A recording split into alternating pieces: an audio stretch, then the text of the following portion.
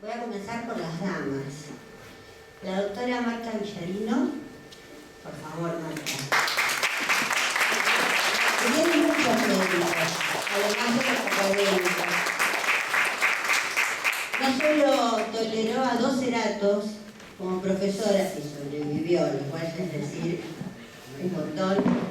Es realmente, creo que una exégeta del teatro, pero además es la especialista en la dramaturgia de Mariano Moro, y te lo voy a agradecer públicamente. Tuve el privilegio de que dirigiera mi tesis, lo cual es algo que no sé si te enorgullece a vos o no, pero a mí mucho. Así que, Marta, por favor, te invito.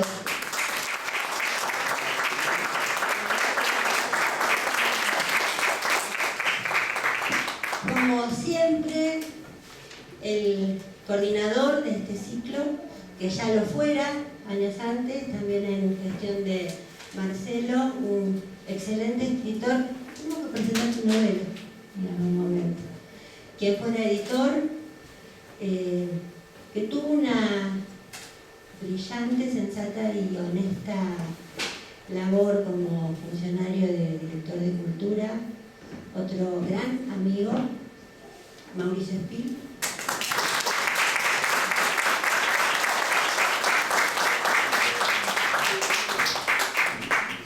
Allá atrás están los representantes de las editoriales independientes brillantes de la ciudad. Muchas gracias. Y la Cristina Corte,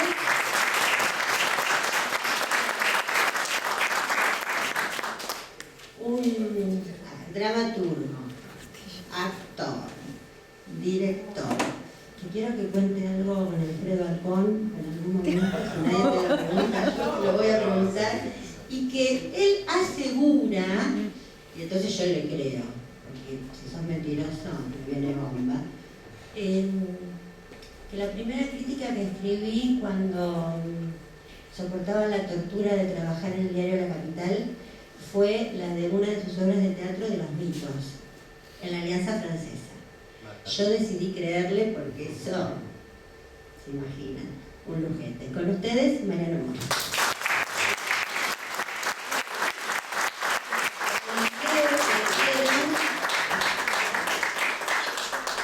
Es una gran amiga y gran artista, que es de la diseñadora de Mariano, que está allá con cara de Marcela Burstein.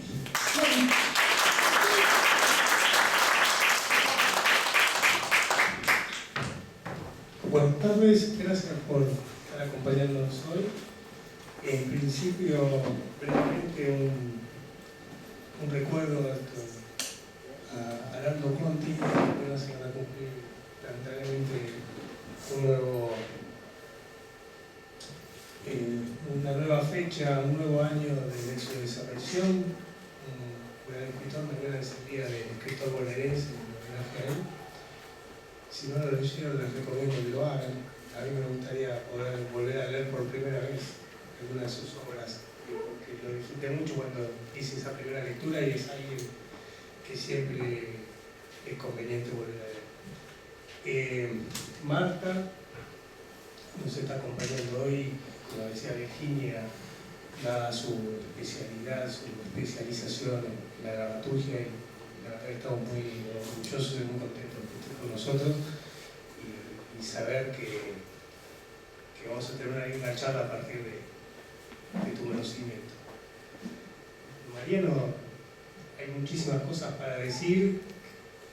La verdad que decir una sería injusto, así que vamos a ir viendo la charla. Solamente contar que hace muchos años, no hacía tanto que yo vivía acá en Mar del Plata, llamé a un amigo preguntándole dónde iba a pasar dónde iba a veranear, y ofreciéndole mi hospitalidad si quería venir a Mar del Plata, cosa que mucho no le importó que yo lo llamara para invitarlo, sino que me dijo: sí, voy a ir a Mar del Plata porque hay una obra de un tal Mariano Moro, no sé si lo conoces, que la quiero ver, así que me voy a ir unos días a Mar del Plata, así puedo ir a la Alianza Francesa.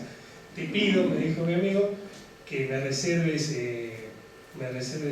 para el viernes o el sábado. porque era la época que hacía el Teatro de la Gorra, y que era tanta la gente que iba que había que reservar localidades antes. Quiero la Secretaría de Turismo como mínimo después de Calera.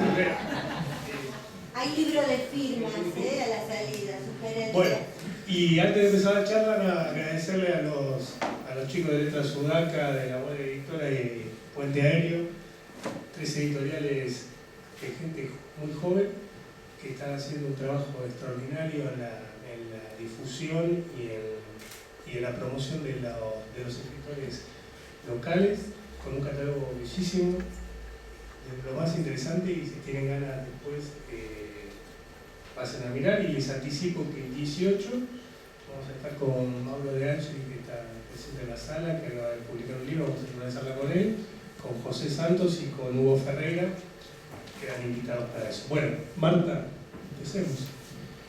Bueno, gracias. Gracias por las presentaciones, gracias por la invitación para estar aquí con todos ustedes y sobre todo por el orgullo que me produce poder tener un diálogo diferente con Mariano, a quien conozco desde hace tantos años. ¿Cómo empezamos? Hoy cuando estaba preparándome para venir, no sé, me di cuenta que estaba mentalmente escuchando el coro de Nabucco, los esclavos. No es esclavitud de estar aquí, al contrario. Pero creo que lo asocié porque en cierta forma no somos esclavos, pero somos el público cautivo de Mariano Moro.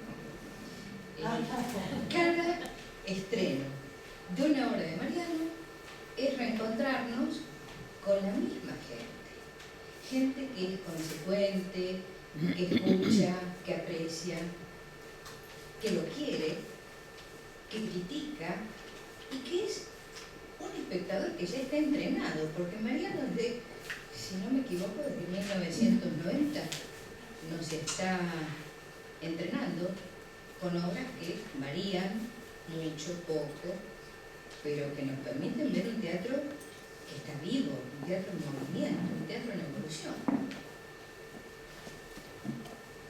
Yo arrancaría con preguntas, no sobre Nabucco, no sobre Nabucco. Hice una especie de estadística, un tema muy fuerte precisamente. ¿Cuántas obras escribió? ¿Cuántas estrenó? No las que escribió, porque sé que tiene algunas más ahí guardadas, escondidas. Sí, ya voy a hablar con los chicos de las editoriales estas que... Me parece bien. Sí. Desde 1990 tenemos... No, perdón. Desde 1999. No veo nada con esto. No sé lo que con Matarazzo Trudero. Nada menos. Ahí tenemos el comienzo de Mariano como dramaturgo estrenando, aunque había otra anterior, Los sexos se parecen a sus dueños, del año anterior. Antes en 1990 había sido actor, bailarín, cantante en Jesucristo Superstar. Y esto habla, actor, bailarín, cantante, dramaturgo, habla de un artista que no es solamente un artista por vocación o por talento personal, sino que es un artista formado. Ha estudiado canto, ha estudiado actuación, ha estudiado dramaturgia, ha estudiado la manera de decir el verso, ha estudiado coreografía, ha estudiado la manera de poder trabajar con el cuerpo e incorporarle la voz. Más de 27 cursos de formación, aparte de su carrera universitaria. ¿Qué rescatas de esos cursos, Mariano? Algo, no te digo que hagas un recuento, pero ¿qué es lo que realmente todavía seguís aprovechando? Bueno, va a parecer un poquito de obsecuencia, pero hoy pensaba, viniendo para acá, antes que nada gracias a todos por estar acá. Yo siempre me pregunto por qué, cuando hago mis espectáculos, por qué alguien, no digo pagar la entrada, que supongo que si la paga es porque puede, pero el hecho de sentarse en una butaca con la fe de que lo que vas a ver o lo que vas a escuchar tiene algún valor, y entregarle tu tiempo, que el espectador se lo entregue a quienes están arriba de un escenario, me parece invalorable. Siempre tuve un respeto religioso por eso, empezando con mi trabajo desde mis primeras obras. Siempre sentí esa responsabilidad de que alguien se hubiera acercado, se siente en una silla y te respete, porque generalmente el público es muy respetuoso, muchas veces más que los artistas, o que lo digo por ustedes dos, que son muy confiables, pero o que los que están hablando, ¿no? En el caso de estar conferenciando o conversando como nosotros ahora. Bueno, pero lo que pensaba era que Marta Villarino, la profesora, que ya fue también presentada por Virginia, fue mi profesora de castellano en segundo año en la Escuela Técnica, en la Escuela Nacional de Educación Técnica número 1, y de Literatura Hispanoamericana y Argentina en cuarto año. Fue mi profesora preferida, sin duda, de toda la escuela, dentro de lo agradecido que estoy a todas las profesoras de castellano que tuve. Y pensaba que en realidad todo lo que las herramientas que he necesitado para escribir me las dieron mis profesoras de castellano, con eso ya era suficiente. Y algo que pienso mucho ahora que me estoy haciendo viejo es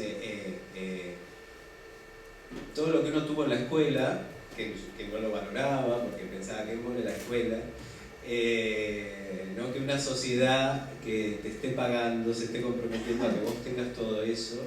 Y yo en la escuela aprendí muchas cosas, a pesar de que me fastidiaban muchísimas, pero nunca las clases de castellano y de literatura, y mucho menos si eran con Marta. Y recuerdo, nunca hemos hablado de eso, pero recuerdo escenas completas con ella como profesora, las tengo grabadas en mi memoria. Y las expectativas de felicidad que tenía a mis 13 años y luego a mis 15 años, esperando esas horas que por suerte eran muchas.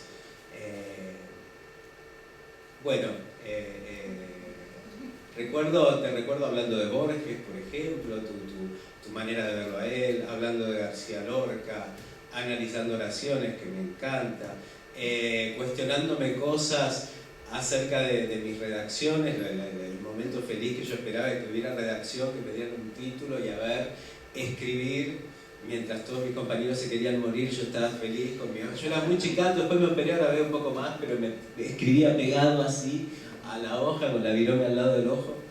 Y recordaba un momento, una vez usé un adverbio que era broncamente. O sea, y entonces ella me llamó a ver, ¿y de dónde había sacado eso? Y yo en realidad había buscado el adjetivo bronco y luego había hecho el adverbio broncamente. Y a ella le parecía que era un poco rebuscado. Y me bajó un punto, me dijo que no me iba a poner un 10 porque me había parecido rebuscado, eso y me puso un 9. Indignante, se lo tenía que echar. No sé si estoy respondiendo, pero bueno, un momento quedarse...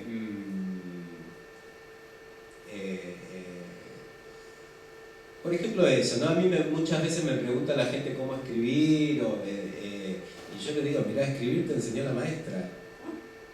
¿Viste? Porque después probablemente yo mismo lo haga, uno sale a robar por los cambios, podés dar tus talleres de dramaturgia, podés cobrar, y seguramente podés incentivar a la gente, pero en realidad ya sabés escribir, y luego están los verdaderos grandes maestros que son los escritores, ¿no? Hay que leer. Mi gran amor es la literatura, mi pasión los libros, eso le debo el acceso primero a mi madre, que siempre la vi leyendo desde que era un niño. Mi madre estaba con esto, ya lo he contado muchas veces, pero mi madre trabajaba porque crió trabajando a sus 3 hijos, somos 3 varones, yo soy el más chico, Y cuando venía a casa se tiraba a la cama a leer, que es lo que le encantaba. Y yo era muy charlatán. Ahora van a pensar que lo sigo haciendo porque ahora voy a hablar mucho, pero ahora soy una persona que habla poco. Pero yo la iba a atacar, mamá esto, mamá lo otro, le preguntaba cosas, jamás desviaba la vista del libro. Entonces yo pensé, los libros deben ser algo maravilloso porque,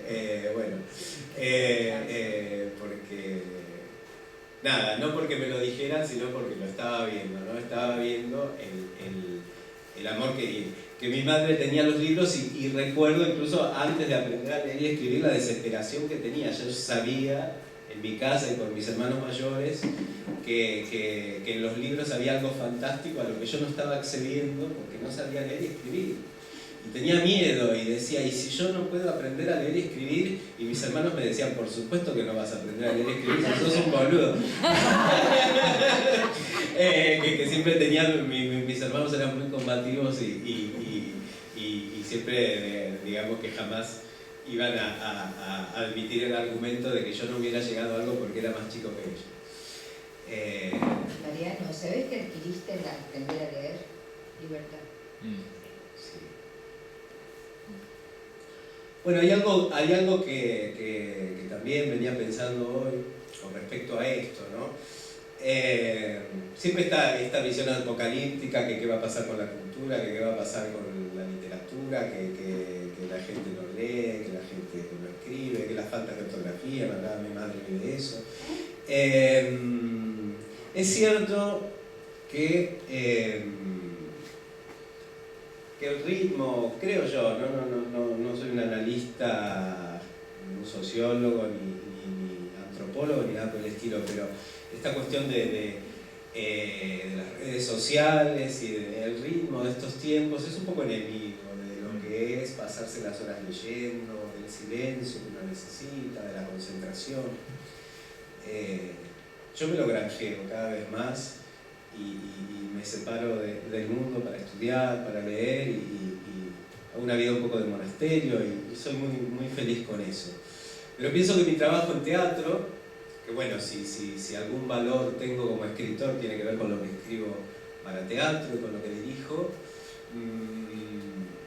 es que en general tengo más amor y más experiencia de la literatura que otra gente fantástica, fantásticos ellos, no yo, que se dedican al teatro y que están más interesados en otras cuestiones que hoy en el teatro se abordan, más performáticas, más realistas, con poco lenguaje tradicional, digamos, con poco lenguaje idiomático, buscando otros lenguajes.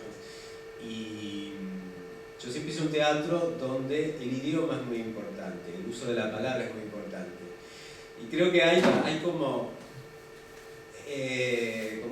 un volver, ¿no? Una parábola, porque alguna vez, hace años, me impresionó mucho enterarme de que los trágicos griegos, hoy hablabas de eso, de tragedia griega, en general el trágico, el que escribía las tragedias para concursar, era el único que sabía leer y escribir. Además tenía que escribir en esas piedras que usaba, o sea que no había papel, pero los actores no sabían. Entonces les repetía los versos a los actores hasta que se los aprendían. Esto me pasó a mí con Matarás a tu madre, lo que son las coincidencias, otra que estaban proyectando acá, que era sobre un mito griego, era una especie de homenaje al teatro griego, y me encontré exactamente lo mismo, porque los actores jamás iban a estudiar la letra, o sea que ensayo tras ensayo yo les repetía la letra y ahí me enteré, digo, mirá cómo 2400 años después esto sigue siendo igual. Pero bueno, le veo la cosa positiva de que el teatro, con todo lo que es arcaico, vuelve a dar la posibilidad de que la palabra se encarne, de que la palabra tenga sentido y de un encuentro directo. Y en realidad la literatura es como una abstracción, como un tomate desecado, ¿no? La literatura escrita empezó a darte la palabra sin el sonido, sin la carne. Y eso lo tenés que poner vos al leer, y la gente cada vez tal vez está menos preparada para eso. Yo lo he descubierto lo pienso en relación, perdón que hable, que vaya asociando, ¿me siguen? Porque yo me voy yendo de una cosa a la otra. En mi casa, por ejemplo, lo que más le gustaba a mi mamá leer eran novelas, le gustaban mucho los policiales y empecé mucho leyendo narrativa, novelas sobre todo y cuentos también. Y hay dos géneros que son la poesía y el teatro que te piden mucho más la sonoridad, digamos. Es difícil leer teatro porque tenés que tener una formación de agregarle un montón de cosas a eso que lees, que es lo que los personajes dicen y nada más. Que además muchas veces bueno, va todo en la intención, en el modo en que eso tendría que estar dicho y que no está claro cuando vos lo lees ni en una primera lectura ni en una segunda. Y mucho más la poesía, que es como una partitura, lo que uno lee cuando uno lee un poema es la partitura, el ideal del poema es que alguien te lo diga, y que te lo diga bien, cosa que es tan difícil. Grandísimos poetas son absolutamente insoportables cuando uno los escucha diciendo sus propios poemas, ¿no? Y el actor ha perdido la relación con el verso, que es algo que yo me lo encontré, pero de hecho mi grupo se llamó Los del Verso, era el primer grupo que armamos y que yo trabajo mucho. Y muchas de tus obras. Yo me sigo siendo, preguntame porque ya me fui. No. Dijiste algunas palabras que vienen a cuento, pero ya que estás hablando de versos y de poesía, muchas de tus obras están escritas en verso. Muchas, y las que no, en realidad también. Hay una cuestión que yo creo que todos los actores tendrían que hacer teatro en verso para descubrir la importancia del ritmo. Yo creo que una obra de teatro tiene que tener su ritmo exacto. Y los actores después vienen y te hablan más rápido, más despacio, según se acuerdan la letra, que no estudiaron bien. Entonces aceleran, desaceleran y en eso pierden al espectador. Le hacen un daño, le arruinan la vida. Bueno, no tanto así, pero en realidad no le dan todo el brillo que le podrían dar a su espectáculo. Hay que ser verso y trabajarlo bien y darse cuenta que es eso que los griegos tenían, ¿no? De hecho, el verso griego era un verso no tanto rimado como rítmico, y todos los versos tenían el mismo ritmo, y evidentemente eso ejercía una fascinación que hacía, bueno, que público analfabeto, que era prácticamente todo, que los esclavos disfrutaran de esas maravillosas obras que nunca terminaré personalmente de agradecérselas, lo que los griegos hicieron con el teatro. Yo realmente lloro cuando leo una tragedia griega, a veces no tanto por lo que pasa en la tragedia, que suele ser bastante fuerte, sino por la emoción de tener entre mis manos ese tesoro, ¿no? A veces todos queremos viajar y por ahí te vas a Europa y terminás en un shopping que se parece bastante al shopping de acá. Y sin embargo, con una tragedia griega te podés ir a la Grecia de hace 24 siglos y podés hacer ese viaje, podés viajar en el tiempo y en el espacio. Y con personajes que piensan y sienten lo mismo que vos. Pero que lo dicen muchísimo mejor que vos, ¿no? Esa cosa del dramaturgo, del gran dramaturgo, ¿no? De estos, de darle la palabra a la gente, de que esos personajes pudieran realmente expresar lo que sentían, como normalmente no podemos, los seres que andamos sobre la tierra, y como no los podemos expresar, no los podemos pensar, poder decir mejor las cosas, poder pensar mejor las cosas es poder vivir mejor la vida. Esto suena muy bucay, pero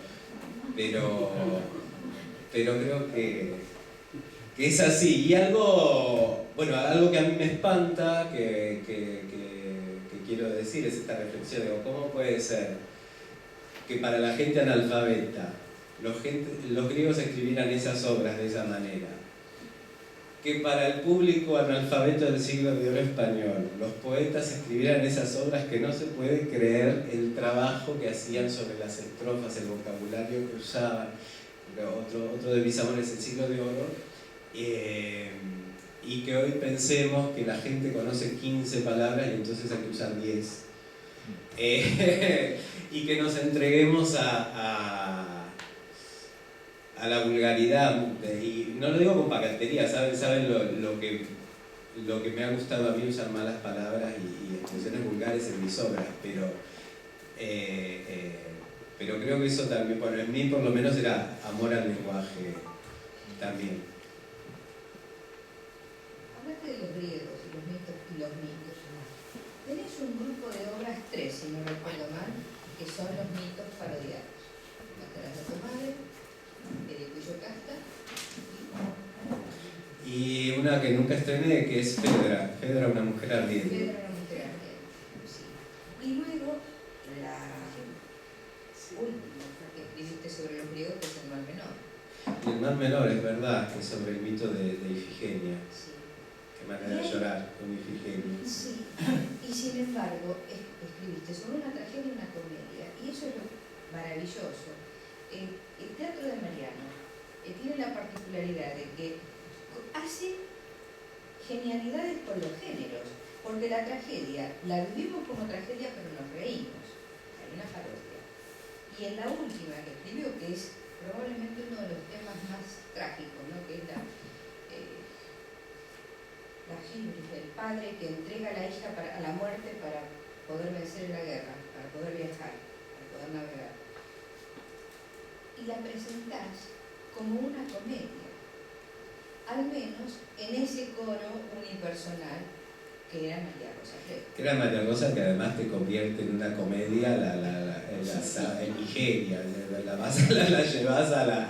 la llevas al Congo y te convierte el país en una comedia María Rosa con ese don cómico que tiene, fabuloso. Después tenés un grupo de obras en las que te centrás en distintos tipos de personajes, algunos reconocibles, otros no, a lo que llamamos con Graciela Fiorino en el estudio preliminar una especie de neogrotesco, ¿sí? Personajes desmesurados, hiperbólicos, risibles, queribles también, que uno a veces puede medio reconocer, ¿sí? Este parece ser, pero no estoy segura o no puedo decirlo porque todavía viven los descendientes, en fin, ese tipo de obra. ¿De qué estás hablando, Marta? ¿En quién estás pensando? Muchas cosas, no las voy a nombrar. Y después empezaron los monólogos. Y con los monólogos yo creo que encontraste una perla, porque cada monólogo va ofreciendo distinto tipo de personaje, de género, adelgazándose en perfección, cada vez más sutiles son. Todos creo que nos hemos hecho un poco fanáticos de Mariano después de ver La Suplente, donde todas las docentes nos hemos sentido reconocidas y representadas.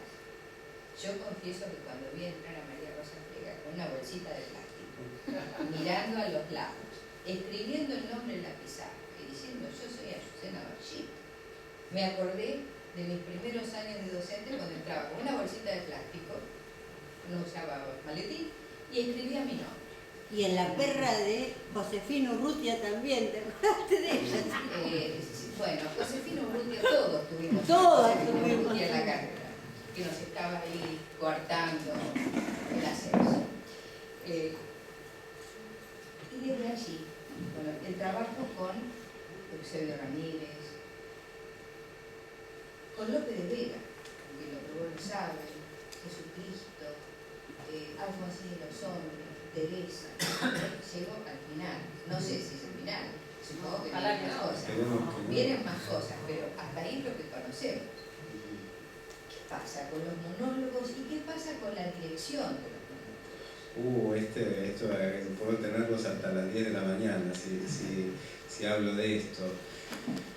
Yo digo, el monólogo en el teatro artísticamente es lo más difícil. Es lo más difícil de escribir y es lo más difícil de dirigir. Y por supuesto que para el actor es lo más difícil de hacer. Tiene facilidades económicas, realmente. Económicas en un sentido amplio. no solo porque si ganas un mango se reparte entre menos personas, si viajas, viajan menos personas, para ensayar y ponerte de acuerdo, te pones de acuerdo con una persona, si esa persona, si el monólogo funciona, si esa persona lo quiere seguir haciendo, como pasa, bueno, La Suplente, quien lo probó lo sabe, Alfonsina y los hombres, son obras que ya tienen años y se siguen haciendo desde que, o sea, los actores no me las sueltan. Entonces todas esas son facilidades, pero realmente artísticamente es el gran desafío, lo cual a mí me gusta mucho. Yo creo, en contra bueno, un poco del espíritu que trajo el psicoanálisis, si se quiere, a nuestra cultura, en el valor de la conciencia, ¿no? Y la conciencia permanentemente se modifica a sí misma. Un crítico literario judío norteamericano que me encanta, que es Harold Bloom, le atribuye esto a Shakespeare exclusivamente. Dice que Shakespeare lo inventó. Probablemente sea cierto, no sé si es tan así, pero si es interesante. Me gusta mucho trabajar en el teatro. ¿Qué le pasa a una conciencia que con lo que se le ocurre se va modificando? Y modifica el cuerpo que la sostiene y puede dispararse hacia cualquier sitio. Pero eso hay que trabajarlo minuciosamente, momento a momento.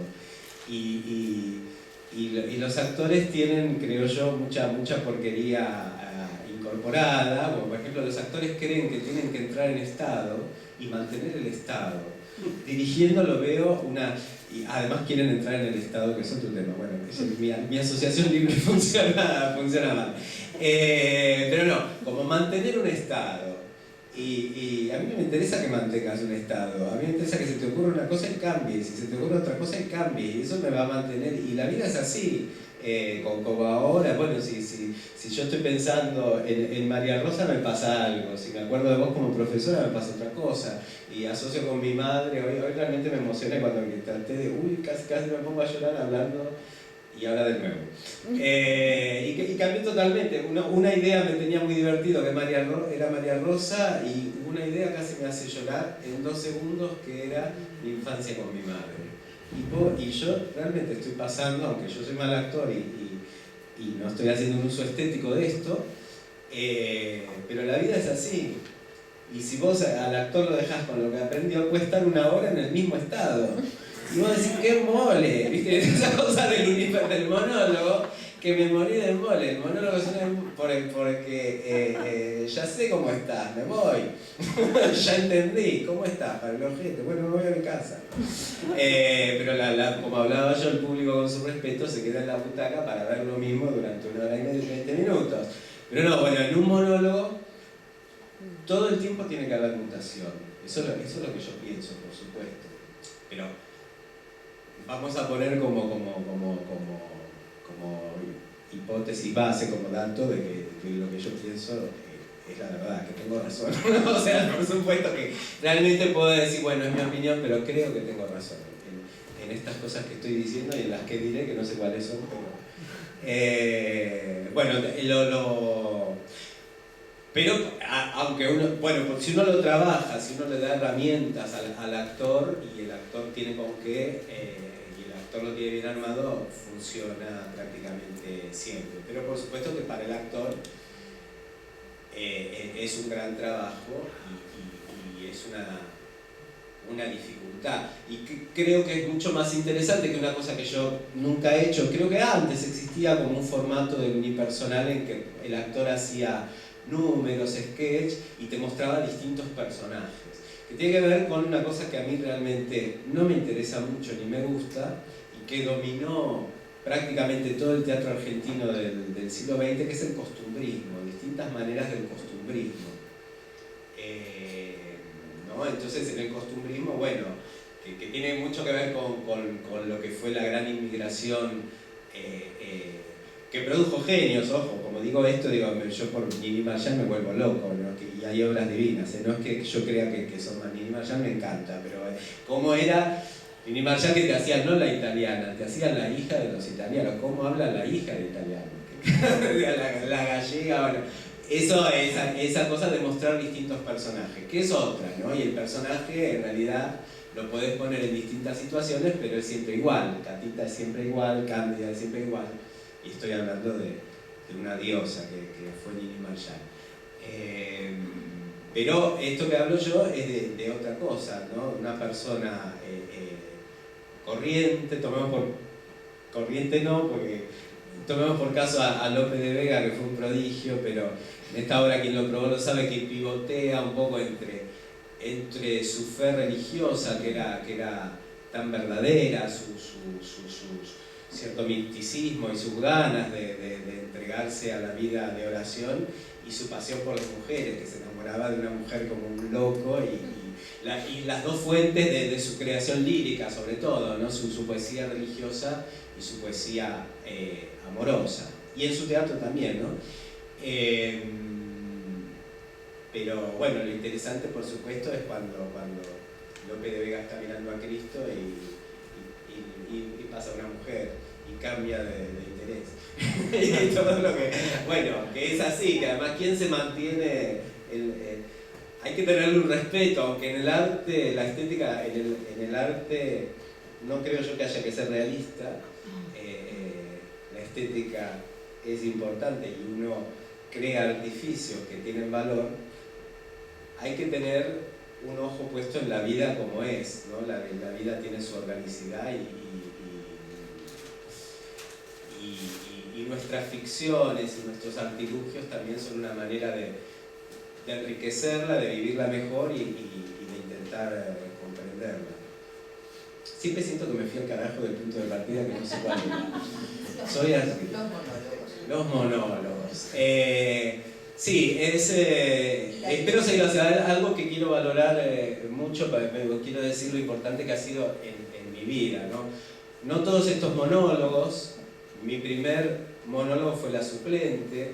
La Suplente engaña mucho porque muchas me siguen diciendo, ¿cómo estudiaste para hacer esta obra? No estudié absolutamente nada para hacer esa obra. Eso lo sabe muy bien María Rosa, que dice, La Suplente es como yo, tiene mucho de mí, el personaje soy yo estando peor de lo que estoy, ¿no? Y de lo que estaba en esa época, que estaba peor que ahora, de todos modos. Pero a La Suplente yo le metí todo lo que me gustaba a mí, me interesaba y estaba en mi mundo en ese momento, todos los autores, los poemas, las cosas que allá la saltan, la música, la ópera. Yo en esa época escuchaba nada más que ópera, o sea, empecé a escuchar la ópera y ABBA por ahí, que es lo más moderno que creo he llegado a incorporar a mi vida musical. Y bueno, pero el gran placer, por cuánto aprendí dirigiendo a María Rosa, no solo en esa obra, ¿no? Porque realmente ella en ese tiempo se empeñaba en tratar de adivinar qué era lo que yo quería y de hacerlo. Y fue fantástico. Pero luego apareció este señor Lope de Vega en mi vida. Ya estaba desde que era niño, pero en mi vida laboral. Y fue la ocasión en que su genio entró en mí, ¿no? Estudiarlo para hacer esa obra hizo que me enriqueciera de una manera única, ¿no? Desde ese entonces, y cada vez en niveles más profundos en la medida en que he podido asistir a función tras función del hermosísimo Mariano Macei, que es un actor increíble y que está loco y cree que Lope de Vega es él, al que le tengo que decirlo. Él cree que Lope de Vega es él. Y se lo fomentamos. No agarra un libro ni que lo mate, solamente si lo va a actuar él, o sea que ahí hay una diferencia, y hay más diferencias de las que no voy a contar, pero él se cree que él es Lope de Vega. Y la gente lo cree también cuando lo ve, que es lo importante. Pero bueno, a partir de ahí aparecieron otros personajes o seres. Yo no diría que Jesucristo es un personaje, pero que con la excusa de hacer un monólogo, estudiarlos y representarlos me fueron enriqueciendo y cambiando la vida. Jesucristo es mi obra preferida porque es la obra que cambió mi vida. Para mí mi vida es antes y después de Jesucristo. Eso no lo sabía. Pero bueno, luego Alfonsina Alfonsina siempre me acompañó, por eso le agradezco de nuevo a mi madre que estaban sus poesías completas en mi casa. Siempre me gustó leerla. Creo que bueno, Alfonsina, rápidamente yo capté, aunque me faltaba este dispositivo del que yo hablaba, de cómo convertir el poema que uno lee en carne y sonido, ¿no? Pero Alfonsina respira en sus poemas, uno sabe lo que le pasa, Alfonsina es dramático, uno sabe lo que le pasa, y contaba cosas muy inconvenientes, por supuesto. Está en la obra Enfermedad, hay un poema de Alfonsina maravilloso donde ella cuenta que va en un tren y hay un hombre que le gusta y que ella lo quiere tocar. Y una mujer que ya cargaba con el San Benito de ser madre soltera en su época, encima publicando que quiere tocar al hombre que viene en el tren. Hay que estar en los años 20, 30, ¿no? Y desde lo que estaba, y uno lo ve, lo siente, ¿no? Sus angustias amorosas. Y gracias también a Victoria Moretó, que es perfecta, Alfonsina vive conmigo desde entonces. Y luego Teresa, ¿no? Santa Teresa de Jesús, que también me la hizo Victoria. Nunca terminaré de agradecérselo, ¿no? Siempre es bueno tener una santa en casa, que brujas tenemos unas cuantas y no te estoy mirando por nada. No te tengo en casa, pero bueno, las brujas tienen su valor. Pero la vida se valora en lo que mi mamá levanta la mano. Bueno, la confesión de parte, relevo de pruebas. Mariano, algunos de estos monólogos se representaron fuera de Argentina. En Ecuador, creo, en España. Bueno, sí, en Estados Unidos. A Estados Unidos fuimos con Quien lo probó lo sabe, con Jesucristo, a España con La Suplente, con Quien lo probó lo sabe, a Brasil con La Suplente, a Ecuador, a Uruguay hemos ido. Yo mis monólogos en general no los estoy dando a otros actores, o sea que los han hecho ellos. Pero por ejemplo Eusebio Ramírez, que tengo acá, el numerito que tienen es porque les voy a sortear un libro brasileño que tiene 4 obras latinoamericanas, una de Eusebio Ramírez, y tiene las obras en castellano y en portugués. Está Eusebio Ramírez en castellano y en portugués. Es un programa para castellano en las escuelas, y eligieron a Eusebio Ramírez, que termina con unas redondillas al pene. Realmente Brasil es un país increíble, ¿eh? Hoy fantaseábamos por ahí, tal vez se las leamos en portugués, que suenan fino y todo, pero son unas redondillas al pene con las que termina la obra. Que en la edición castellana, que también hubo un error y no salieron las redondillas. Mirá vos, pero los brasileños las tienen en castellano y portugués. Y 2 actores brasileños ya lo hicieron. Eusebio Ramírez, les encanta. No sé cómo resolverán el tema de que Eusebio tuvo, su gran amor fue un novio brasileño que tuvo. Para un brasileño no le hace mucho sentido, pero bueno, se ve que se divierten con ¿Y porque soy psicóloga? No, porque soy psicóloga. Fuera de No. Buenos Aires. No se hizo en Tucumán. En realidad la estrenó una mujer tucumana. Yo no la vi antes que Merceditas. Yo esa obra la escribí a instancias, mira, Virginia también tiene que ver con eso, Virginia Cherato, porque la escribí para qué la escribí? No me sale el nombre. Para Gladys Florimonte.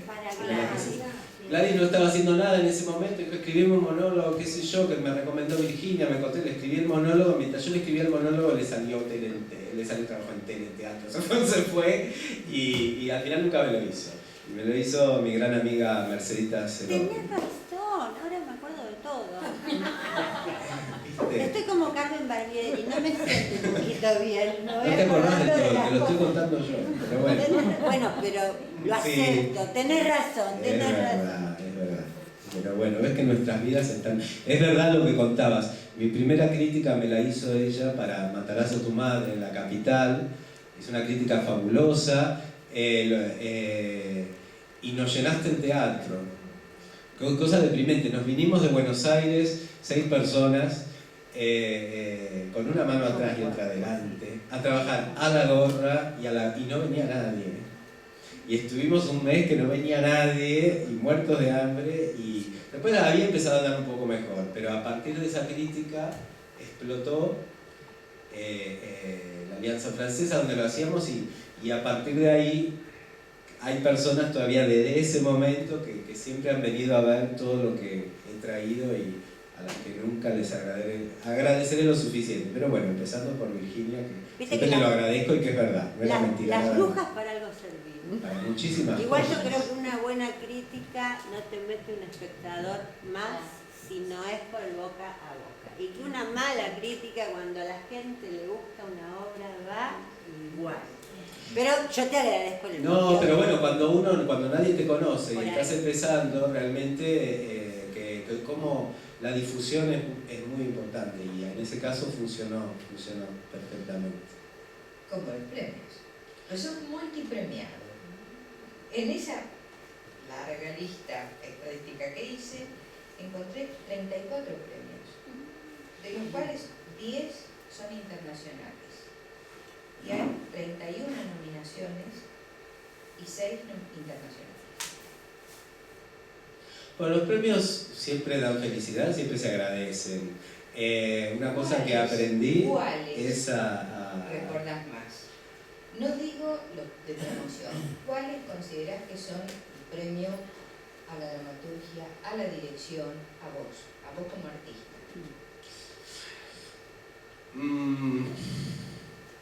Bueno, no sé, me encantó ya que hablaba de La Suplente. Con La Suplente ganamos un festival latinoamericano de monólogos en Brasil, en Mato Grosso do Sul, donde realmente nadie habla castellano, no es como en Río o en São Paulo, que la gente habla castellano, gracias al arte de María Rosa, por supuesto, pero prácticamente todos los monólogos eran en portugués y ganamos nosotros. Eso fue muy especial y además daban dinero, lo cual no suele pasar con los premios. Nos vino bárbaro, porque además habíamos ido delirando que íbamos a ganar el premio que necesitábamos, la plata, y lo ganamos. Luego de Hombre a Hombre, a mi dramaturgia, de Hombre a Hombre, yo no suelo presentarme a concursos. Y bueno, cuenta una relación homosexual entre un profesor y un alumno, bueno, muchos conocerán la obra. Justo cuando yo termino de escribir la obra, alguien me manda las bases de un concurso de la Sociedad de Autores Españoles que era sobre temática gay y todo esto, y yo había terminado la obra, que es el momento, pues yo si no ya no lo hago. En ese momento mandé la obra y bueno, gané el premio, también era dinero importante para mí, y publicaba la obra, de hecho fue el primer libro que se me publicó, entonces también bueno, fue eso, sobre todo muy feliz. Yo te decía, los premios dan alegría, pero bueno, con los primeros premios que fueron los de Matarás a tu madre, Estrellas de Mar, yo sentía que tocaba el cielo y les daba muchísimo valor. Y después cada vez le di menos valor y además entiendo que no dependen de uno, y que hay que ocuparse lo menos posible de ello, porque de pronto es algo que te descentra y sobre todo además, como me lo estás preguntando vos, muy bien, no es un reproche, pero como que sea más importante para vos, que te refleje, realmente para trabajar hay que olvidarse de uno, hay que estar en lo que uno está haciendo, en los personajes, en lo que escribís, pero no en uno mismo. Argentores, ¿no? Todos los premios son lindos. Hay uno que me encanta por el premio, que es el María Guerrero, también que me lo dio como mejor director en Buenos Aires, y me encanta porque está representada María Guerrero haciendo La Dama Boba. Yo ahora tengo una versión de La Dama Boba, es un premio, es muy hermoso el premio. Está sobre una base de mármol y es ella en bronce con el miriñaque, como una menina de Velázquez. Y le tengo especial cariño, además siento que me protege porque tiene filo, pesa muchísimo y le podés partir la cabeza a cualquiera con ese premio. Es como el arma, realmente es el arma mortal que tengo en casa, el María Guerrero. España. Llevaste 2 veces a 2 festivales distintos de teatro clásico, quien lo probó lo sabe. Y estuve con uno de los organizadores y con uno que te convocaron. Y los comentarios que hacían eran maravillosos. Decían la sorpresa que fue para ellos, primero, que el actor hablara como un español. y no que fuera el remedio de cómo hablo en español. Luego, la obra. ¿Qué habías tomado de la obra? Y cómo estaba construida. Pero lo que más le llamaba la atención era el efecto en el público. El público estaba fascinado. Hay una anécdota muy linda, que es el primer festival que fuimos, es en Olmedo. Olmedo es un pueblo de 3.000 habitantes, precioso, muy chiquito, que está dedicado a Lope de Vega, porque una de las obras más famosas de Lope de Vega es El Caballero de Olmedo, y es el que le da renombre al pueblo. El festival, de hecho, está por eso, por El Caballero de Olmedo de Lope de Vega. Entonces, cuando vamos a hacer la obra, el teatro era una iglesia preciosa, larga, barroca, blanca, que se ha convertido en teatro, y es como una cuadra o más, con un escenario precioso, luego la iglesia así, y la cabina de los técnicos es como un balcón sobre el público, estabas arriba del público, ¿no? Y me habían hecho una entrevista en el Diario de Castilla, donde yo decía una cosa que he repetido muchas veces, que en mi amor al siglo de oro, que pienso que nosotros tenemos que pensar que el siglo de oro es nuestro, que ese es nuestro teatro clásico, que no es solo de los españoles. Entonces en el título de la entrevista estaba algo así. Entonces yo estoy asomado al balcón mirando al público, señoras del pueblo, muchas que estaban llegando, castellanas, al teatro. Y una mujer se da vuelta sobre su butaca para hablar con las que están en la fila de atrás, con una voz así de pueblo español, digamos, sin sordina. Dice: ¿habéis leído la entrevista al director que ha hecho esto que vamos a ver, que ha salido en el periódico? No, pues yo sí la he leído. Y dice que los clásicos que Lope de Vega es tan de ellos como nuestro. Bueno, pues a ver qué han hecho ellos con esto que es nuestro. Y Mariano, que estaba histérico, yo pensaba, Mariano decía, era la primera vez que iba a actuar ante un público español pensando que se le iban a morfar de tan atrevido que él se creía que podía ser a Lope de Vega. Y bueno, y ahí sí, ya que estamos con premios, en ese festival estaba la Compañía Nacional de Teatro Clásico Española, que me encanta, que hacen unas versiones del siglo de oro preciosas. Había actores muy famosos de la televisión española presentando sus espectáculos, tenían más funciones que nosotros, y nosotros hicimos esa sola función ahí.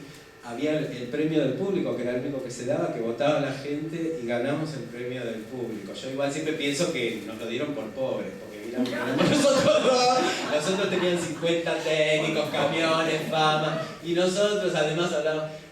Pero bueno, fue muy lindo porque lo votó la gente, ¿no? Y quiero pensar que esa misma señora nos votó.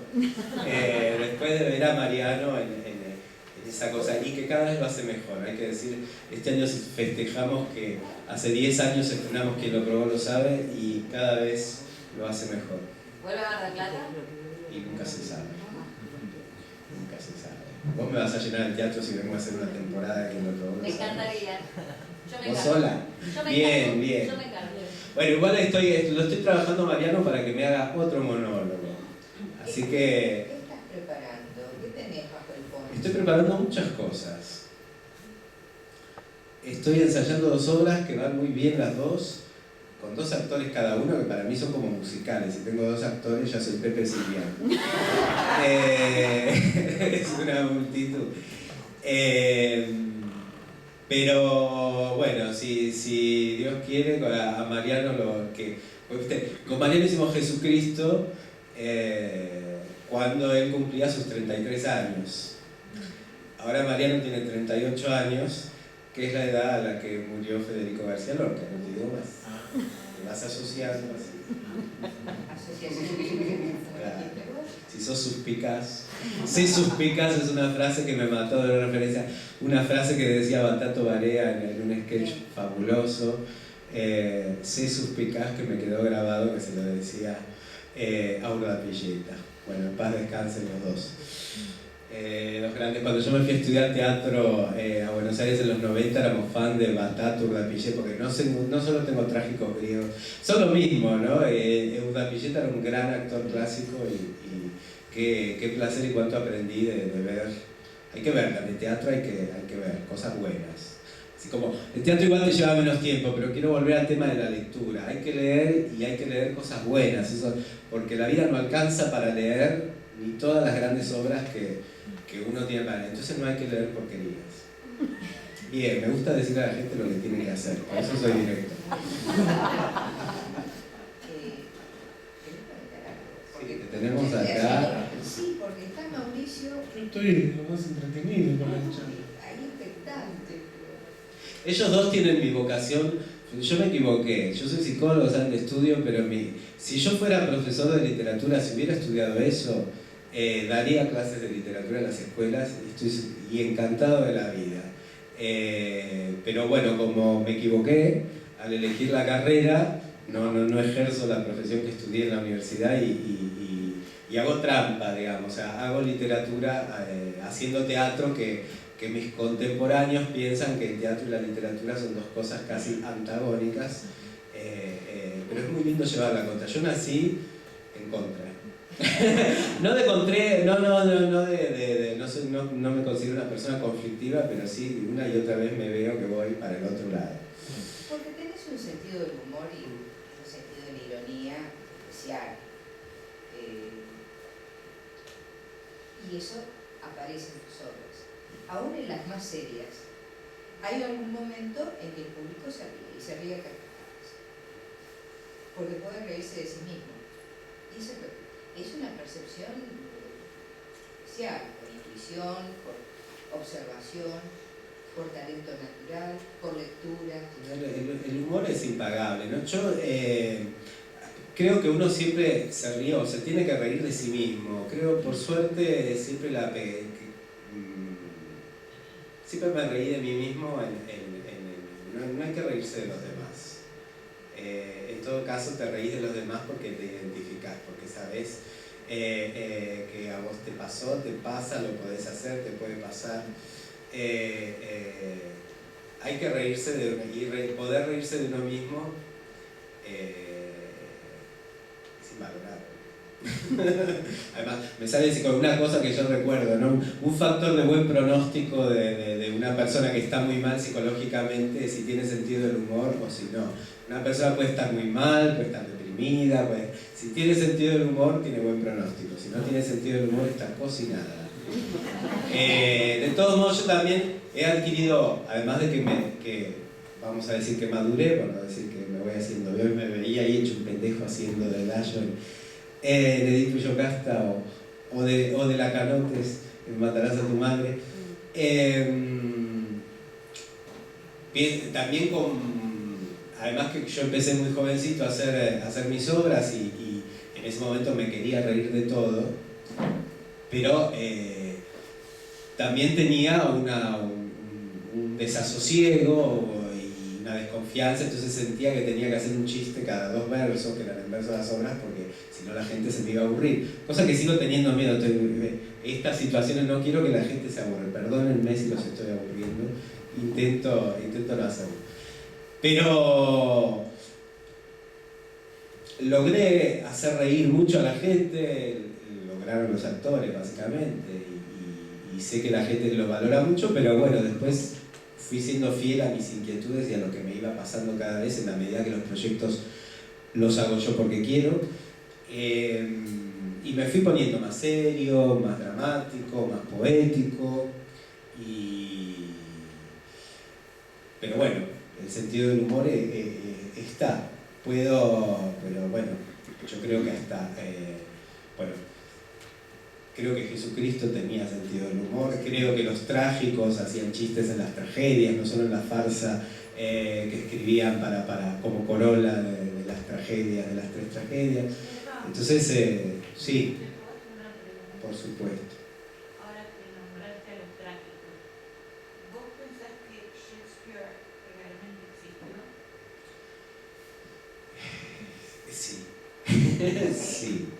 Sí. A ver, sí. Mirá qué respuesta tan contundente. Porque alguien escribió esas obras. ¿Puede haber sido Marlowe? Y mira, todo puede ser. No hay ningún registro. Lo que pasa es que para mí Shakespeare es la persona que escribió esas obras. Entonces, si la persona que escribió esas obras era otro, bueno, existe Shakespeare que era esa otra persona que escribió esas obras. Pero lo que nosotros tenemos de Shakespeare son esas obras. Si vos pensás, así como les digo que tienen mi profesión envidiada, envidio a los profesores de literatura, así también te digo que a veces los académicos tienen que vivir de algo y entonces a veces revuelven las cosas porque pensar en que la identidad de Shakespeare no fuera la del actor Shakespeare que trabajó en el Globe y en esos, en el Teatro de la Rosa, entonces ha dado de comer a mucha gente y permite muchas especulaciones. Pienso que lo más razonable es creer que Shakespeare fue Shakespeare, pero por ahí no. Que no haya datas. Pero por ahí San Martín no existió. Sí. Por ahí Jesucristo, mucho más. Me hablan de. Por ahí no existió, y puede ser. San Martín lo mandaron los irlandeses. Mirá vos. Y a cada chancho le llega su San Martín. Y a cada chancho le llega su San Martín, o sea que sí existe. Por lo menos le llega a cada chancho. No, yo debuté, mira, el año pasado debuté, ya que estamos, vamos a hablar de mí, que es lo interesante. No es lo interesante, pero de hecho sí, que agradezco muchísimo al auditorio, a Mauricio, a Virginia y a ustedes, que piensen que hablar de mi trabajo es interesante. Pero bueno, el año pasado por primera vez dirigí una comedia de Shakespeare, Love's Labour's Lost. Hice mi propia versión, hace años que estoy leyendo en inglés y estudiando, y creo, ahora me doy cuenta que era para eso, porque al final nunca hablo inglés con nadie, pero sí pude hacer yo, basándome en el original, mi versión de esa comedia, y gracias al Teatro Estable de Tucumán lo pude hacer con actores maravillosos, y fue algo muy importante para mí. Shakespeare realmente no tiene la fama de balde. Shakespeare te rompe la cabeza y se abren todos los caminos y también una cosa es leerlo, que siempre lo leí, haberme puesto a estudiar para hacer la versión, dirigir la obra y espero poder volver a hacerlo. Sabés, por supuesto que lo sabés, que él usaba mucho más palabras. Por supuesto. Porque Macbeth, la palabra whore la debe repetir 1000 veces. Sí, bueno, en el siglo de oro se usaba mucho puto. Lope de Vega usaba la palabra puto, que es de tan mal gusto. Cuando no existía lo políticamente correcto, muchas veces se piensa en la Inquisición y en un montón de cosas, pero tenían la gran suerte de que lo políticamente correcto no estaba inventado. Que es una de las grandes amenazas que se ejerce, que se cierne sobre nuestras cabezas en esto de lo políticamente correcto. Había esclavos, había Yo no puedo creer. cerrados en la cara. A mí me han hecho cuestiones porque la suplente dice mogólica. Dice una sarta de barbaridades que no está diciendo barbaridades y después resulta que la palabra mogólica no se puede decir. Es agresiva, es desagradable, sí, pero es teatro y la suplente no se comporta como una persona debe, no es una clase de cómo se debe comportar una persona, es una mujer que se está yendo al carajo y que para insultar usa un insulto, pero me he encontrado con gente que me podría haber mandado a Siberia por haber usado, si estuviera en su poder me hubieran mandado a Siberia porque usé esa palabra. Pero eso tiene que ver un poco con la tolerancia, con la falta de humor que hay y con el no entender el subtexto de lo que estabas hablando hoy, ¿no? De la educación que tiene que ver con un espectador o con una persona que va a ver teatro, el lenguaje de teatro. Claro, pero tiene que ver con lo políticamente correcto, ¿no? A veces la gente se cree que si no decimos mogólico, entonces vamos a estar haciendo mucho por la gente con síndrome de Down, pero no es cierto. O sea, y mucho menos en teatro, ¿no? Que en teatro te digan esta palabra no la puedes usar. Además es ficción. Claro, es ficción. Sí, y además rimaba, que era muy importante.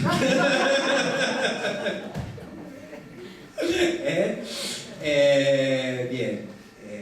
Barba, candado, contesten, puto cantado. Ah, sí. Esa no estaba en la obra. Esa estaba en la suplente. Perdón. Sí, No, sí, Sí. sí. no. Sí. Me van a discutir. Mirá, esto me voy a contar otra anécdota de Jesucristo. Me van a discutir a mí En lo que dice la euro, te lo suplente. discuto en euro. Pero discutímelo, no está. Por lo menos María Rosa no la dice. Sí. A veces en Jesucristo hay un soneto, que el soneto es un diálogo entre Jesucristo y San Pedro. Y entonces Mariano lo hacía, y al final habla San Pedro. Entonces yo un día dirigiéndolo le digo, mira, vos estás haciendo como si hablara Jesús y el que habla es Pedro. Y me dice, no, habla Jesús. No, habla Pedro. No, habla Jesús. No, habla Pedro. No, habla Jesús. Mira, Mariano, yo soy el director y te estoy diciendo que habla Pedro, pero el que habla es Jesús. Mariano, yo soy el director y el autor y te estoy diciendo que habla Pedro. Habla Jesús. Bueno, ya lo que sigue de la conversación no se los puedo decir. Pero me trajiste este recuerdo. Son otras de las dificultades de los monólogos, que encima no hay testigos. Me tengo que creer a mí. Pero hablaba Pedro. Habitualmente le pregunto a los entrevistados algunas preguntas en común. Una, creo que la respondiste, que es de que te reís, lo has dicho. Si se incendiara tu casa, ¿qué te llevas? A mi perra primero, que se llama Jesusa, que muchos conocerán. A la perra, por supuesto.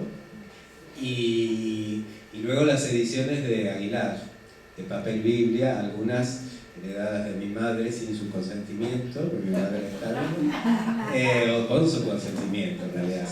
Y otras que me he ido propiciando, ¿no? Empezaría por esos libros. El gran libro para mí es ese, porque en mi casa estaban, por ejemplo, las obras completas de García Lorca en esa edición, que es donde leí la primera obra de teatro que leí, que fue Doña Rosita la Soltera. Estaban las obras completas de Oscar Wilde, estaban las obras completas de Shakespeare, y bueno, ahí leí primero nada menos que a esos autores. Después tuve las de Dostoyevsky. Bueno, rescataría a mi perra y libros.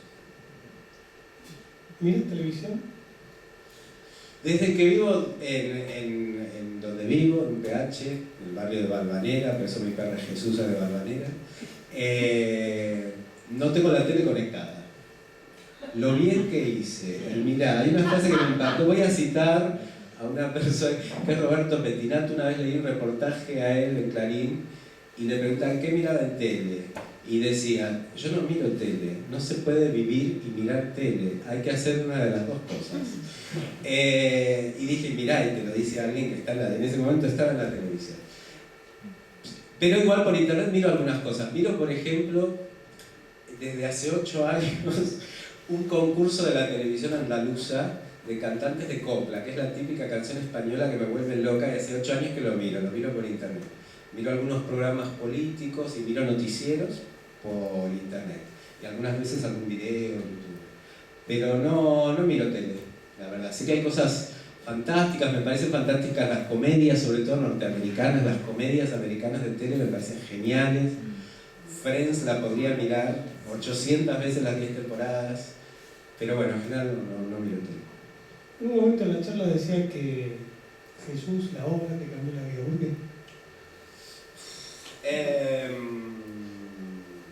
Bueno, la verdad, esto era porque me convertí, me volví o sea, descubrí algo en mí, la religiosidad que había en mí, y descubrí la fe con esa obra. Después de mucho tiempo, estudié mucho para hacerla, fue después de muchas funciones, de ver a Mariano. Por suerte yo me creí que Dios era Mariano y esto no se lo creyó él se creyó que era López de Vega, pero no se creyó que era Dios, sino pobrecito. Pero yo sí me lo creía.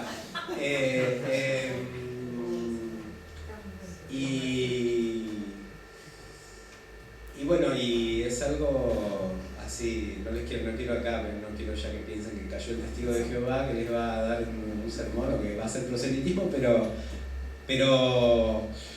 bueno, creo que los sentimientos religiosos son los más, esto no es idea mía, esto es de los filósofos, ¿no? Pero los sentimientos religiosos son los más elevados que uno puede tener. Es muy difícil estar ahí, pero por lo menos llegar algunas veces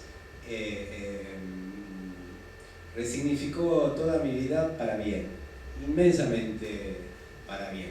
Y también mi trabajo. O sea, creo que el teatro particularmente y el arte en general se desprende de la religión absolutamente. Y también como dramaturgo, poder andar con naturalidad por esas aguas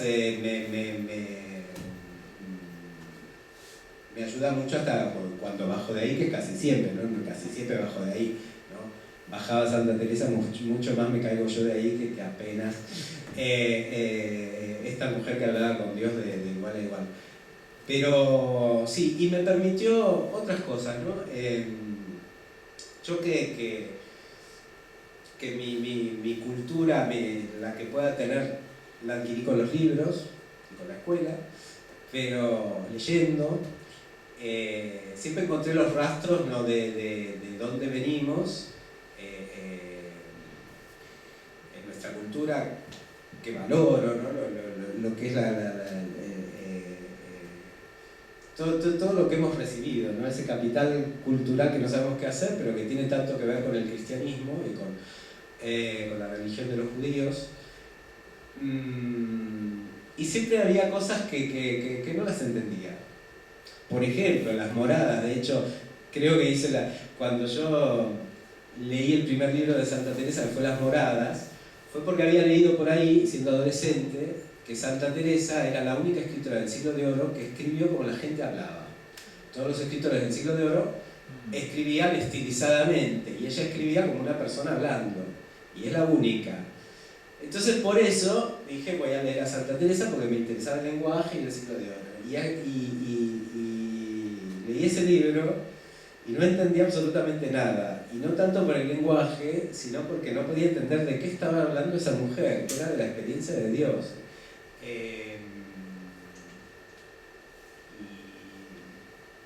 Bueno, Jesucristo me ayudó a entender cosas como esas, incluso cosas que le pasaban a Lope de Vega, que también me ayudó Lope de Vega. Lope de Vega me dirigió, ¿no? Yo descubrí, haciendo Quien lo probó lo sabe durante años, que mi momento preferido era el momento en que Mariano y Lope de Vega hablan de Jesús. Un soneto muy famoso, se lo puedo decir, creo, si quieren. Sí. Bueno, dice: ¿qué tengo yo que mi amistad procuras? ¿Qué interés se te sigue, Jesús mío, que a mi puerta, cubierto de rocío, pasas las noches del invierno oscuras? ¿A cuánto fueron mis entrañas duras? Pues no te abrí, qué extraño desvarío, si de mi ingratitud el hielo frío secó las llagas de tus plantas puras. ¿Cuántas veces el ángel me decía: alma, asómate agora a la ventana, verás con cuánto amor llamar porfía, y cuántas hermosura soberana? Mañana le abriremos, respondía. Para lo mismo, responder mañana.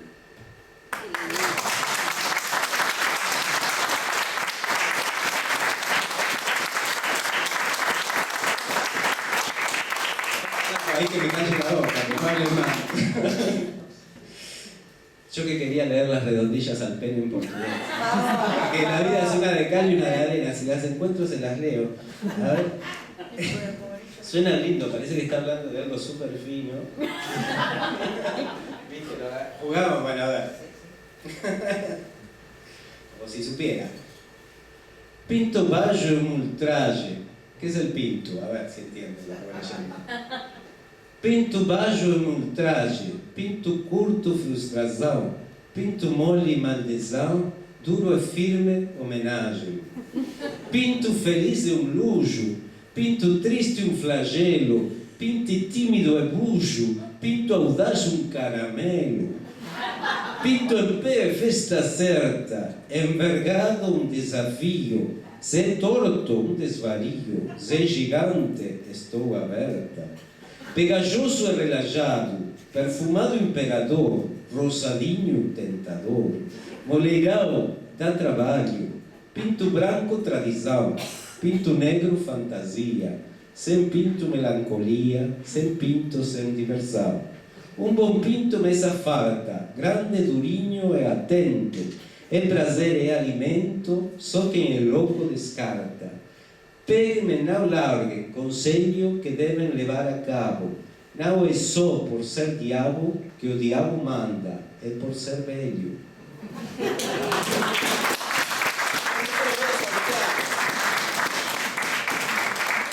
Voy a sortear esta edición que tiene obras de otros, no solo... a ver. Tenemos un niño entre el público. No niños. Dale, acá. Bueno, tarde tiraste.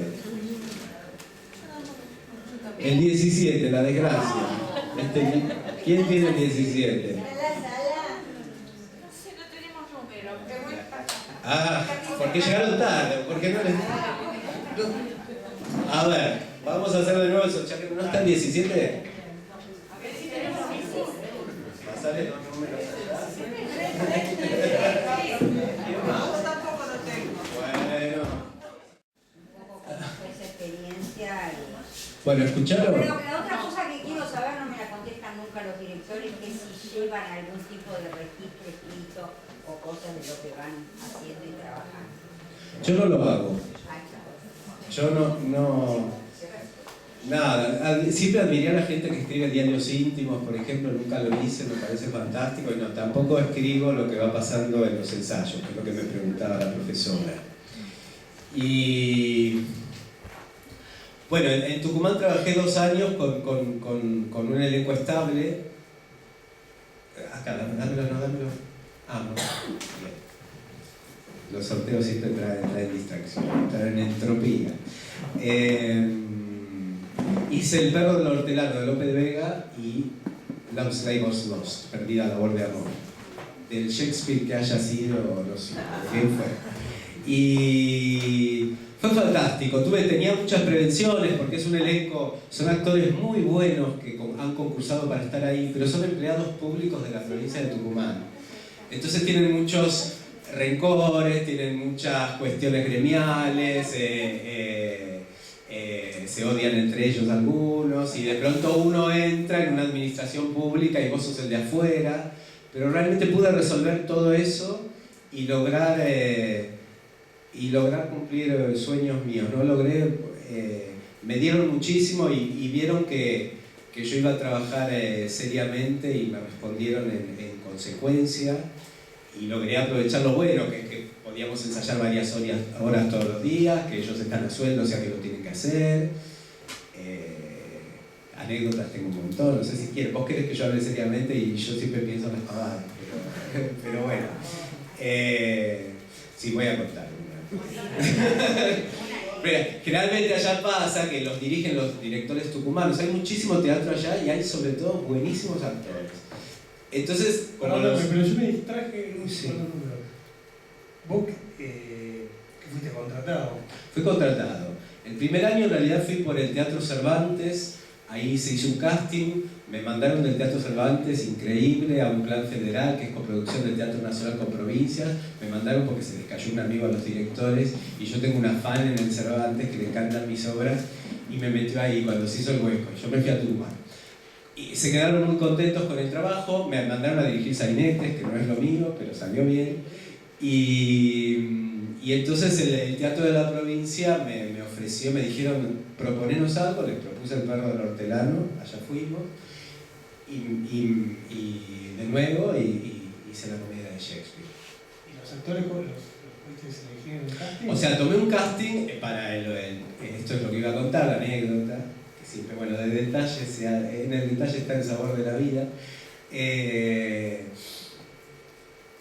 Los directores tucumanos, cuando dirigen a este elenco estable, ya los conocen, entonces dicen, los eligen sin tomarles pruebas, yo no los conocía, entonces viajé especialmente a tomar un casting. Y ahí, el primero que pasa en el traje es un viejo muy maricón, que yo ya había conocido, lo digo con... Ustedes pueden entender que lo digo con todo el amor del mundo.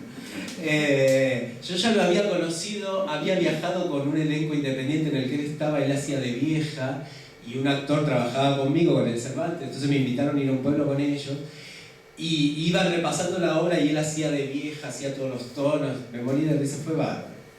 Cuando voy a tomar el casting me lo encuentro que era actor del Estable. Quiere pasar primero, de traje.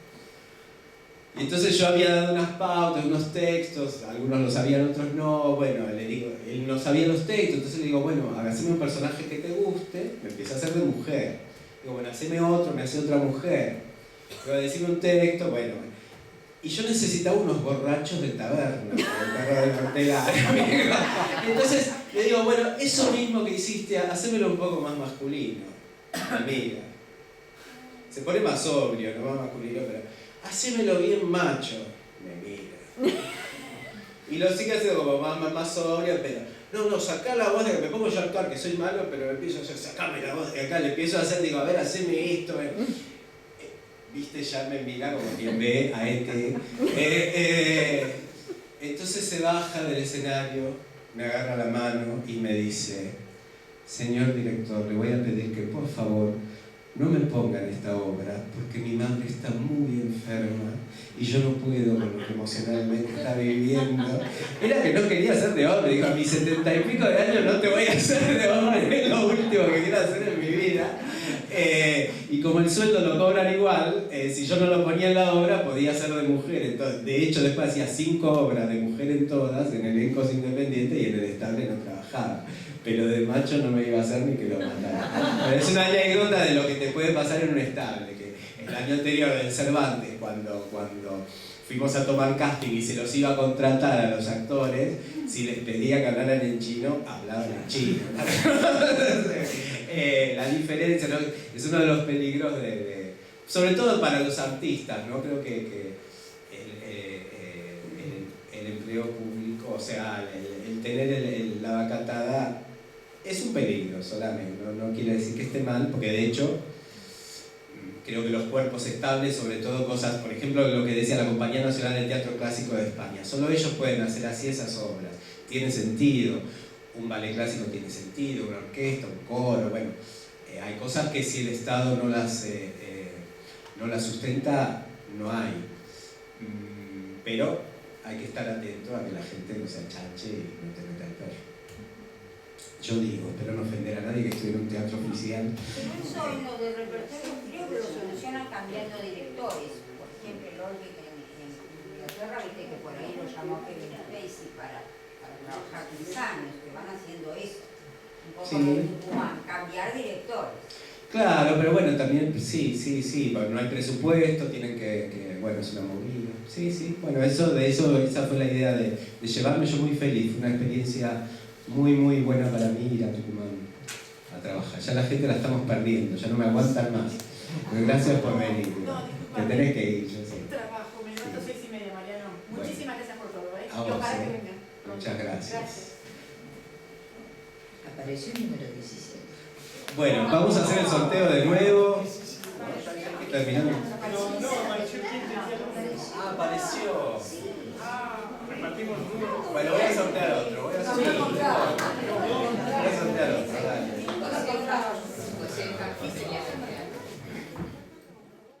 Una pregunta, algo que no se nos haya ocurrido, que lo tengan guardado muy inspectores. ¿Querés contar lo que te pregunté yo hoy o no? Ay, bueno, que muchos lo saben, pero bueno. Sí, no tengo problema en contarlo, porque me lo han criticado mucho que lo cuente. Lo conté en una entrega de premios, sin ir más lejos esto. Cuando nos dieron la estrella de mar, porque lo que vos lo sabes, lo conté. Y además tiene que ver con ustedes también. Con Argentores. ¿Con Argentores fue? Bien. Cuando yo estuve 3 años estudiando para escribir, quien lo probó lo sabe, sobre vida y obra de Lope de Vega. Confieso, esto no lo conté, que yo tenía la fantasía de hacerlo yo como actor. Esto realmente Lope de Vega me sacó me abortó mi carrera de actor, porque me di cuenta que yo no podía hacer eso. Y dije, si yo no puedo hacer esto, que es lo que quiero hacer, no tengo que actuar más. Así que ahí dejé la actuación. Pero bueno, no tenía actor. Entonces, y vamos cerrando, sí. Acá las profesoras de literatura me dijeron, el único que puede hacer esta obra es Alfredo Alcón, y me lo presentaron. Alfredo Alcón fue muy amable, lo vine a ver acá al auditorio en un camarín, bueno, fue súper amable, ¿no? Le di la obra, me volví a Buenos Aires, donde vivo hace mucho tiempo, y un día estaba en el baño haciendo Business en 2, la verdad, porque es verdad, y me traen el teléfono, ¿viste el teléfono? ¿Quién es? Alfredo Alcón. Entonces, hola, Alfredo.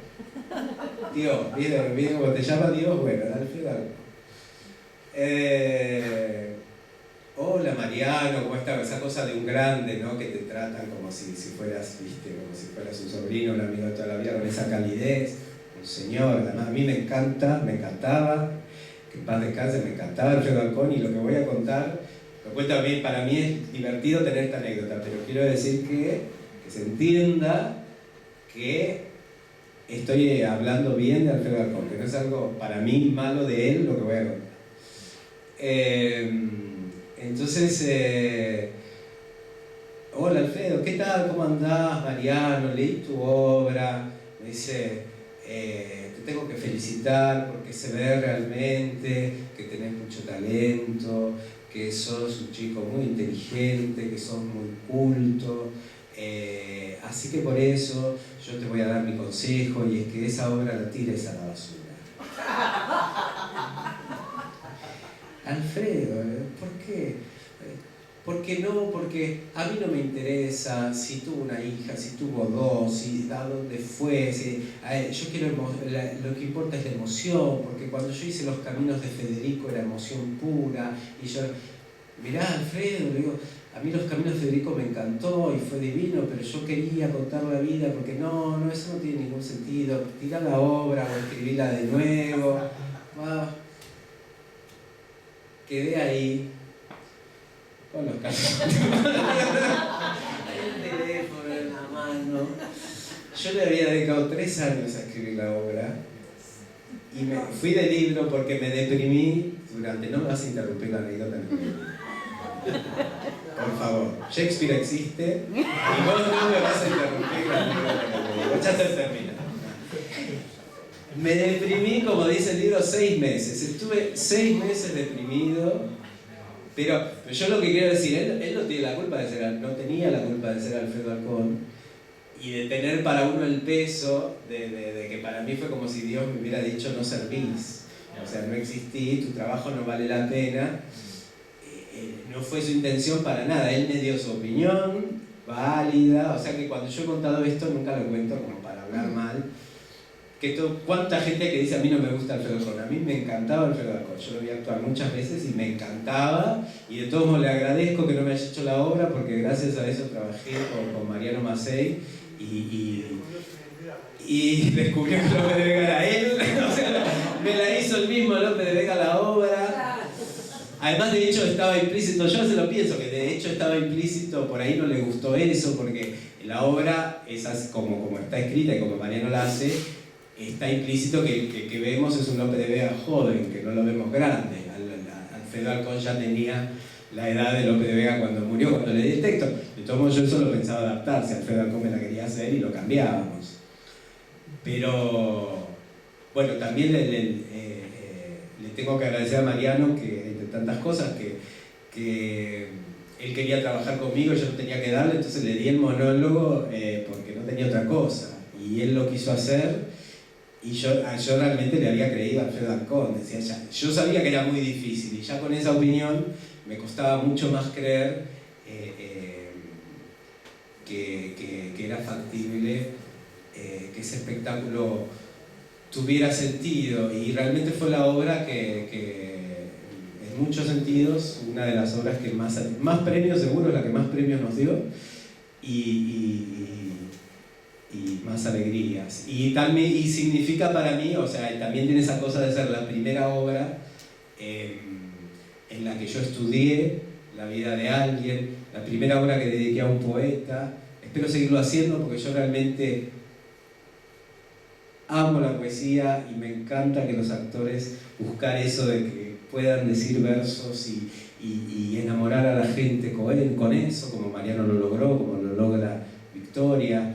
Y tengo en cartera una obra sobre Leopoldo Lugones que espero hacer, la de Lorca que les dije, y bueno, si Dios quiere voy a seguir con los poetas. Pero bueno, ahí está la anécdota, ¿estuvo bien? Está, muchas gracias a todos. Decime lo que me querías decir. Ahora sí, decime lo que me querías decir.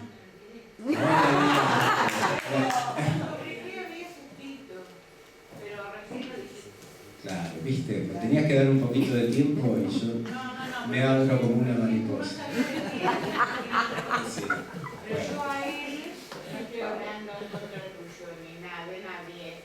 Lo escuché en el